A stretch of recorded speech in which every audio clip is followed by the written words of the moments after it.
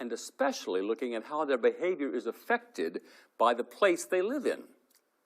I'd like to continue this in today's lecture. Today I'd like to talk about a study that was done to measure the pace of life. The study compares different cities around the world and asks the question, how and why do different places in the world have different paces of life? As you probably know, pace tends to be part of how we describe the atmosphere of the place. If you've traveled a bit or read about life in different places, you know that the pace of life differs in different cultures and places, right? But why are some places faster than others? What exactly are the factors that make up the differences in pace of life? Và đặc biệt xem hành vi của họ bị ảnh hưởng như thế nào bởi nơi họ sống. Tôi muốn tiếp tục nói về điều này trong bài giảng ngày hôm nay. Ngày hôm nay tôi muốn nói về một cuộc nghiên cứu đã được thực hiện để đo nhịp điệu cuộc sống. Nghiên cứu này sẽ so sánh các thành phố khác nhau trên thế giới và đặt câu hỏi làm thế nào và tại sao những nơi khác nhau trên thế giới lại có những nhịp sống khác nhau. Như bạn có thể biết, tốc độ có xu hướng là một phần trong cách chúng ta mô tả bầu không khí của một nơi. Nếu như bạn đã đi du lịch và đọc về cuộc sống ở những nơi khác nhau, thì bạn sẽ biết rằng nhịp sống ở những nền văn hóa và những nơi khác nhau sẽ khác nhau. Nhưng mà tại sao nhịp sống ở một số nơi lại nhanh hơn ở những nơi khác? Đâu là yếu tố chính xác để tạo ra sự khác biệt này? Before we discuss this question, I want to make sure that we all have the same idea about the meaning of pace of life. By pace of life, I mean the speed at which life is lived or business is carried out. Okay? Let me get that up for you.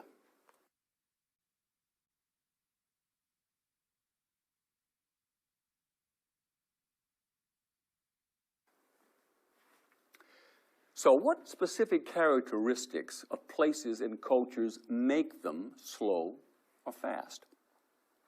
One social psychologist, a fellow named Robert Levine, a professor at California State University in Fresno, California, created a study that allowed researchers to analyze some data, some numbers, that could accurately define the pace of life of a place.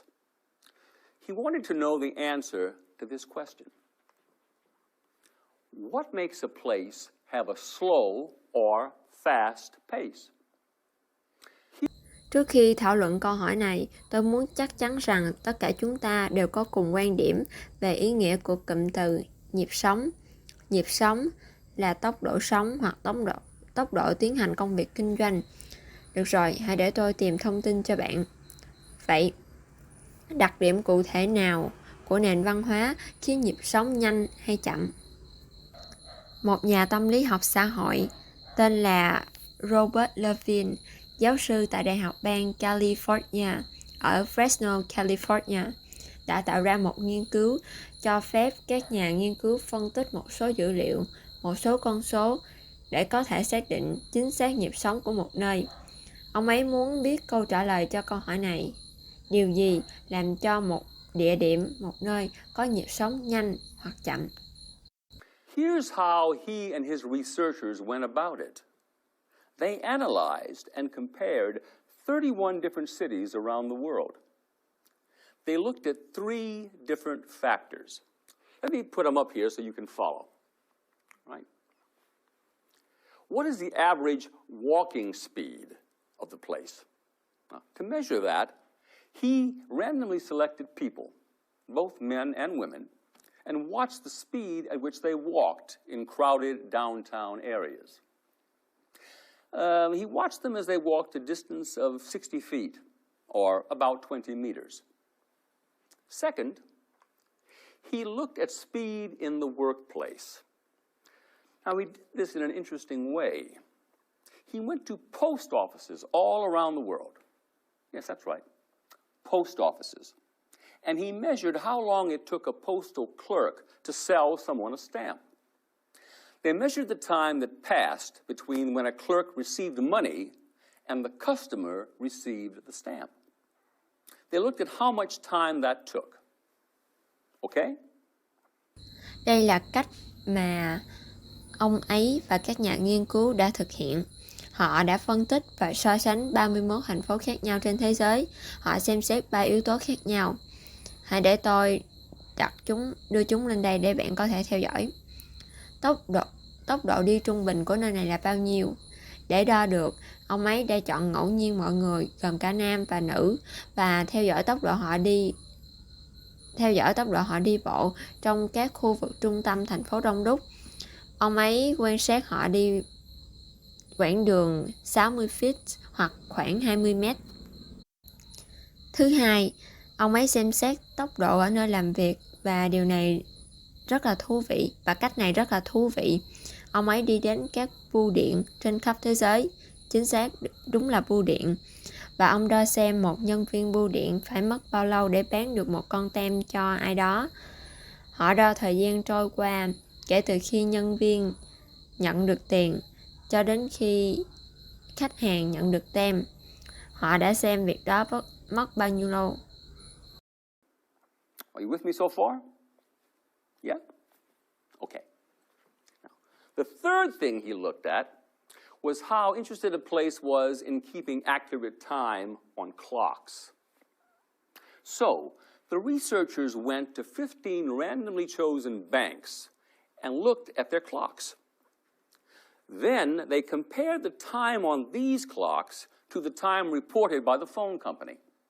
You know what I mean. When you call the phone company to learn the time of day from a recorded voice, that time is considered to be very accurate. So, the researchers looked at these factors during the workday in 31 different cities around the world to get a specific idea of pace. By looking at these factors, the researchers came up with a rating of overall pace of life, the overall sense of time urgency. Let's look at a few highlights from this survey. The survey, by the way, was conducted in the late 1990s, so there may be some changes from what we would find in the same countries today. Okay. Bạn vẫn theo kịp tôi chứ? Được rồi. Điều thứ ba, ông ấy xem xét là mức độ quan tâm của một nơi trong việc giữ thời gian chính xác trên đồng hồ. Vì vậy, nghiên cứu đã đi đến 15 ngân hàng được chọn ngẫu nhiên và xem đồng hồ của họ. Sau đó, họ so sánh thời gian trên những chiếc đồng hồ này với thời gian được công ty điện thoại báo cáo. Bạn hiểu ý tôi chứ? Khi bạn gọi cho công ty điện thoại để biết thời gian trong ngày từ một giọng nói đã được ghi âm sẵn, thời gian đó được xem là rất chính xác. Vì thế, các nhà nghiên cứu đã xem xét những yếu tố này trong ngày làm việc ở 31 thành phố khác nhau trên thế giới để có ý tưởng cụ thể về nhịp điệu. Bằng cách xem xét những yếu tố này, các nhà nghiên cứu đã đưa ra đánh giá về nhịp sống chung, cảm giác chung về sự cấp thiết của thời gian. Chúng ta hãy xem xét một vài điểm nổi bật từ cuộc khảo sát này. Cuộc khảo sát này được thực hiện vào cuối những năm 1990 nên có thể có một số sự thay đổi so với những gì chúng ta thấy ở các quốc gia tương tự ngày nay. Okay.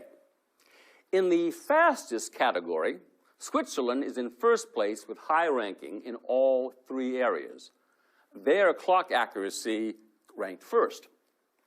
Then comes Ireland and Germany, and Japan came in fourth. Really, these top four countries were all very similar. Let's look now at places where life is slow. The slowest countries were all non-industrialized countries, meaning there is not much industry, not many factories producing products. You can see here that they are from the Middle East, Syria, Asia, Indonesia, and Latin America, El Salvador, Brazil, and finally Mexico. So, what are the common factors in the countries at the top and those at the bottom of the list? For these experiments and other studies, the researchers found 5 main factors that affect the pace of life in cultures around the world. Let's look at those. Ở thứ hạng nhanh nhất là Thụy Sĩ, đứng ở vị trí đầu tiên với thứ hạng cao ở cả 3 lĩnh vực, có độ chính xác của đồng hồ ở vị trí đầu tiên. Sau đó đến Ireland, Đức và Nhật Bản ở vị trí thứ tư. Thật sự thì 4 quốc gia hàng đầu này đều gần giống nhau. Bây giờ chúng ta hãy nhìn vào những nơi mà có nhịp sống chậm. Những nước chậm nhất đều là những nước chưa công nghiệp hóa, nghĩa là không có nhiều công nghiệp, không có nhiều nhà máy sản xuất sản phẩm.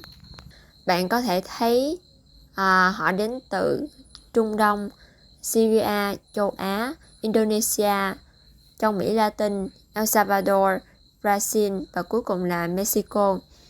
Vậy đâu là những yếu tố chung của các quốc gia đứng đầu và các quốc gia đứng cuối danh sách? Đối với những thí nghiệm này và các cuộc nghiên cứu khác, các nhà nghiên cứu đã tìm ra 5 yếu tố chính ảnh hưởng đến nhịp sống ở các nền văn hóa trên thế giới.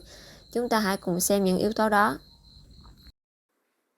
People tend to move faster in places with vital economies, lots of money changing hands.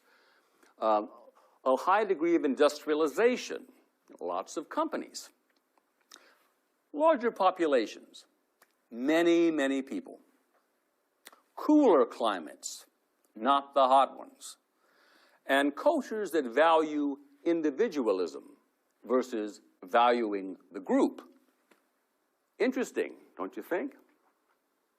Unfortunately, we can't get into this discussion now. We'll talk about these details in the next class. All right? Mọi người có xu hướng di chuyển nhanh hơn ở những nơi có nền kinh tế quan trọng, nhiều tiền, trao đổi tiền tệ, mức độ công nghiệp hóa cao của nhiều công ty, dân số lớn với nhiều người. Khí hậu mát mẻ, không phải là khí hậu nóng và nền văn hóa coi trọng chủ nghĩa cá nhân thay vì coi trọng tập thể. Thú vị đấy, bạn có nghĩ như vậy không? Rất tiếc là chúng ta không thể thảo luận về vấn đề này ngay bây giờ. Chúng ta sẽ nói về những chi tiết này trong lớp học tiếp theo nhé.